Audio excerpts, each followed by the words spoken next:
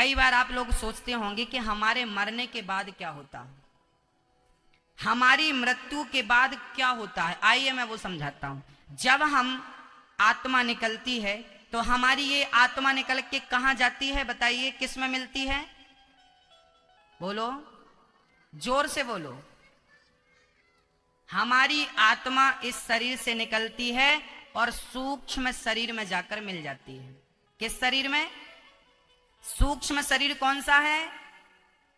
जो स्वप्न का दृष्टा है। सूक्ष्म शरीर क्या है? स्वप्न का। इस आत्मा, ये आत्मा निकलेगी और हमारे सूक्ष्म शरीर में मिल जाएगी। अब ये दो हो गए, सूक्ष्म शरीर और आत्मा। ये दोनों जैसे हम दो हैं पर एक दिख रहे हैं, ऐसे ये दोनों जाते हैं भगवान के पास। जब हम मरते हैं तो हम सीधा भगवान के पास जाते हैं। भगवान वहां हमें पानी पिलाते हैं, बिठाते हैं बढ़िया सिंहासन पे और बड़े प्रेम से पूछते हैं कैसी रही यात्रा 25, 50, 100 साल की। आप बोलते हैं मजे में थे, बढ़िया यात्रा थी। भगवान बोले आ गए, अब बैठो। अपने हाथ से भगवान पानी पिलाते हैं, प्यार करते हैं, आपको गले लगाते हैं, आपका दर्द हालचाल पूछते हैं। उसके बाद भगवान, वहां एक बहुत बड़ी टीवी लगी है, जैसे यहाँ पे लगी ना स्क्रीन बड़ी बड़ी, ऐसे वहां पे एक टीवी लगी है। फिर भगवान क्या करते हैं? आपकी मेमोरी कार्ड। कौन सी मेमोरी कार्ड? जो आपने पाप और पुण्य किए हैं मन, आपकी मेमोरी कार्ड भगवान टीवी पे लगा देते हैं। और आपने जन्म से लेके अभी तक जो जो किया है, अच्छा बुरा पाप पुण्य, वो सब टीवी पर दिखने लगता है। फिर भगवान आपके संग बैठ करके वो पिक्चर देखते हैं, आपके जो भी है। आपने भगवान देख, अच्छा देख देख देख तू कितना झूठ बोल रहा है, देख भगवान आपको टोकते, देख देख तू झूठ बोल रहा, तुझे ये करने के लिए भेजा था। देख तू किसी का गला दबा रहा, तुझे ये करने के लिए भेजा। देख तू किसी को थप्पड़ मार रहा गाल पे, तुझे ये करने के लिए भेजा। देख देख देख देख तू ठग रहा है किसी को, देख ये करने के लिए भेजा। पूरा दिखता वहां, पूरा क्लियर। भगवान समझाते हैं। उसके बाद यमराज जी कागज कलम लेके खड़े रहते हैं, पूरा हिसाब करते हैं। भगवान बोले इनका हिसाब कितना हुआ? तो यमराज जी पूरा जोड़ के बताते हैं, इनके 5 किलो, 5 किलो बोलो, 5 किलो क्या और 100 ग्राम। अब भगवान पूछते हैं भैया तू बता, तुझे पहले पाप का फल भोगा दूं कि पुण्य का फल भोगा दूं?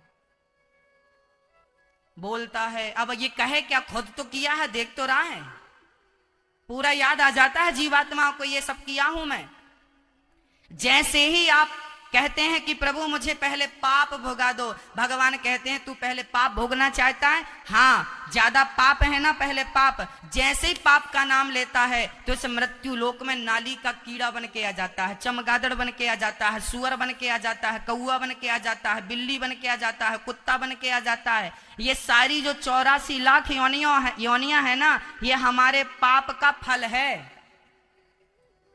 तुम्हें नाली का कीड़ा बनना पड़ेगा यदि पाप किया है तो, और वही है तुम्हारे पाप का प्रायश्चित। और जब पूरा पाप तुम भोगा के 5 किलो पाप है ना, जब तक खत्म नहीं हो जाएंगे तब तक जन्म लो मर जाओ, जन्म लो मर जाओ, जन्म लो मर जाओ, पुनरपि जननम पुनरपि मरणम, पुनरपि जननी जठरे शयनम, मरो जन्म लो मरो जन्म लो, ये चलता रहता। जब पूरा 5 किलो पाप फिनिश हो जाता तो कितना पुण्य बचा है? 100 ग्राम। फिर भगवान के पास गए, प्रभु क्या आज्ञा है? भगवान बोले 100 ग्राम पुण्य है, अब एक काम करो, जाओ तुम। अब बढ़िया भगवान ने जयपुर में बढ़िया आप लोगों को भेज दिया, जाओ 100 ग्राम पुण्य लेकर के। आज जितनी माए बहन आप लोग यहाँ बैठे हो ना, सब 100 ग्राम पुण्य लेके आए हो, इसलिए बढ़िया दाल रोटी सब्जी खा रहे हो, मौज से पनीर भी खा रहे हो और मौज कर रहे हो, बढ़िया पहन रहे हो, बढ़िया नोट गिन रहे हो। ये बढ़िया आपका पुण्य है। आपका पुण्य है तो आपको मानव का तन मिला, आपका पुण्य है तो आपको पहनने को अच्छे कपड़े मिल रहे हैं, आपका पुण्य है तो आपको खाने को बढ़िया रोटी मिल रही है। जयपुर में और लोग भी रहते हैं जिनको खाने की रोटी नसीब नहीं हो रही है, पहनने को कपड़े नसीब नहीं हो रहे हैं, रहने को मकान नसीब नहीं हो रहा। आपका 100 ग्राम पुण्य था इसलिए सब कुछ मिल रहा है, उन बेचारों का 10 ही ग्राम पुण्य था इसलिए फुटपाथ पे पड़े रहते हैं। किसी का 100 ग्राम पुण्य है तो आप जैसे दिखते हैं, जिनका 10 ग्राम पुण्य है फुटपाथ पे पड़े हैं, और किसी का 250-300 ग्राम पुण्य हो जाए ना तो वो टाटा बिरला के घर पैदा हो जाते हैं, सोने के झूले में झूलते हैं, सोने की चम्मच में दूध पीते हैं। कई बार एक सज्जन बोले गुरुजी हम पिछला जन्म नहीं मानते, हम अगला जन्म भी नहीं मान। हमने मत मानो, चूल्हे में जाओ। आपके मानने और ना मानने से होता क्या है भाई? मत मानिए ना, ये बात सच है, मैं इसका सबूत दे रहा हूं। यदि आप कहते हैं कि मैं पाप और पुण्य नहीं मानता, ठीक है, 2 मिनट के लिए मैं आपके संग सहमत हूं, परंतु ये बताइए, एक ही दिन में 2 बच्चे पैदा होते हैं, एक ही दिन में एक ही मुहूर्त में 2 बच्चे पैदा होते हैं।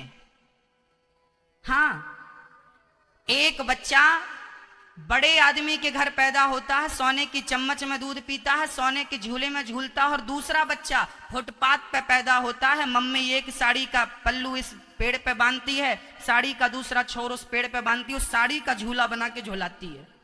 अब बताइए, एक ही टाइम पे 2 बच्चे पैदा हुए, उन बच्चों ने जन्म लेते ही कौन सा पाप कर लिया जो फुटपाथ पे पैदा हुआ, और दूसरे बच्चे ने कौन सा पुण्य कर लिया जो अमीर के घर पैदा हो गया? आप बताइए।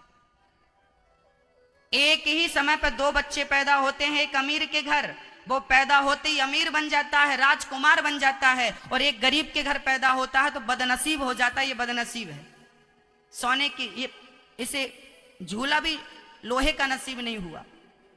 अब बताइए ये क्या है? ये पिछले जन्म का तुम्हारा पुण्य था। यदि 100 ग्राम पुण्य था तो बढ़िया जीवन मिलेगा, पुण्य थोड़ा कम था, थोड़ा हल्का वाला मिलेगा। भाई मार्केट में हर प्रकार की चीज मिलती है, आपका तो बजट बताओ, आपका बजट क्या है? 5,000 की भी टीवी मिलती है, 25,000 की भी टीवी मिलती है, 50,000 की भी मिलती है, लाख रुपए की मिलती है। आपका बजट बताओ। बस मेरी माँ, आपको यहां इस जन्म में जो भी कुछ मिला है ये पिछले जन्म के पुण्य से मिला है। इसलिए कहता हूं कि पुण्य करते रहिए। शास्त्र कहते हैं बाढ़ है, एक कहावत हम, बाढ़ है पूत पिता के धर्म। इसका अर्थ जानते हैं? इसका अर्थ होता है कि बाढ़ है पूत, मतलब बेटा जो तरक्की करता है ना, पिता के धर्म से करता है। यदि माँ बाप धर्मात्मा होते हैं तो उनके आशीर्वाद से, उनके धर्म के प्रभाव से बच्चे अपने आप तरक्की कर जाते हैं, अपने आप तरक्की करते हैं। तो आज आप जितने लोग तरक्की कर रहे हैं ये आपके माँ बाप का आशीर्वाद है। और आज आप अच्छा कर्म करेंगे, पुण्य करेंगे तो आपके बच्चे तरक्की करेंगे, बढ़ेंगे। इसलिए आपका किया हुआ पुण्य, आपका किया हुआ पाप ही आपको भोगना पड़ेगा। कई लोग कहते हैं भाग्य में होगा तो मिलेगा, भाग्य में होगा तो मिलेगा। अरे भाई साहब, भाग्य क्या होता है? भाग्य को हम स्वयं बनाते हैं। कई लोग बोलते हैं किस्मत में होगा मिलेगा, किस्मत। अरे भाई समझिए, किस्मत चीज क्या है, ये भाग्य चीज क्या है, इसको समझिए तो, खोपड़ी में डालिए इसको। पहले क्या होता है कि जब हम वसीयतनामा तैयार करते हैं तो क्या होता है, वहां पर ना एक टाइप करने वाला होता। आजकल तो पहले के जमाने में मशीन होती थी, खट खट खट खट टाइप करना पड़ता था। वहां पे आपके 100 रुपए के स्टाम्प पे आपको बोलना पड़ता था, साहब ये लिख दो, फलानी जमीन, फलाना प्लॉट, फलाने बेटे के नाम। वो लिखता जा, आप जो बोलेंगे वो लिख देगा।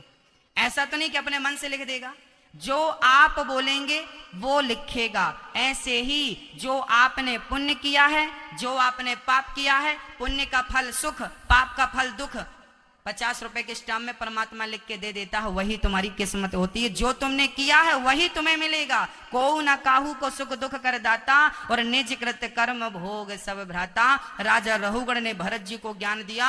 राजा रहुगण चरणों में गिर पड़े, महाराज मैं कितने अज्ञान में जी रहा था, आज अज्ञान का अंधकार समाप्त कर दिया और मुझे नई किरण दिखा दी, नई रोशनी दिखा दी। बोलिए भक्त वत्सल भगवान की। जितना हमने बताया किस किस को समझ में आ गया? हाँ, हमें भोगना क्या पड़ेगा हमारे। तो दोस्तों, यदि हमारी वीडियो पसंद आई तो सबसे पहले हमारी वीडियो को लाइक करें, चैनल को सब्सक्राइब करें और बेल आइकन को दबाएं ताकि हमारी वीडियो सबसे पहले आप तक पहुंचे। Thanks for watching.